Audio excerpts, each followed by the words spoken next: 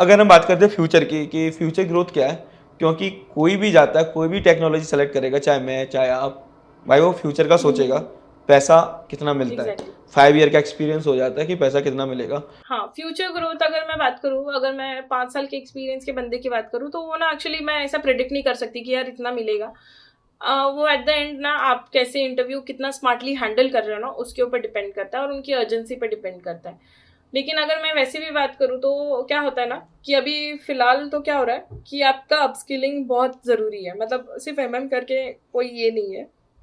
आप एमएम के साथ कौन सा मतलब सब कौन से सब मॉड्यूल पे काम कर रहे हो वो ज़्यादा इंपॉर्टेंट रहता है। जैसे भी मैं स्टार्टिंग में एमएम पे काम कर रही थी, जब मैं इन्फोसिस में थी, कोने के लिए काम कर रही थी, तो तभी मैं सिर्फ एसएपी एमएम पे काम कर रही थी। लेकिन जब मैं एसएपी सॉरी एक्सेंचर के साथ काम करने लगी, तभी मुझे अरीबा डाउनस्ट्रीम मिला था। मतलब मुझे उसके ऊपर ट्रेनिंग दी गई थी और मैं उसके ऊपर काम कर रही थी।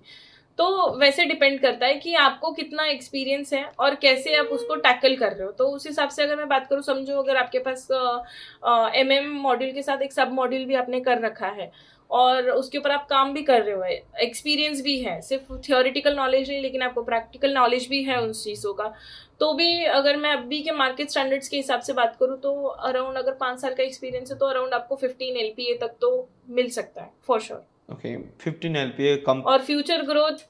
15 एलपीए काफ़ी अच्छा अमाउंट है, मतलब कम नहीं, अगर 5 ईयर का आपका यस यस। एक्सपीरियंस है तो। मतलब अगर मुझे ये देना है, मतलब एक बार देना है, तो फिर आई कैन से कि 10 to 15 के बीच में आपको मिल सकता है। Depends on the interview how you give it, और depends on the sub module you are carrying with on which you are working. तो वो चीज़ें भी मैटर करती है। और इतना ही नहीं, आपका कम्युनिकेशन स्किल भी बहुत मैटर करता है।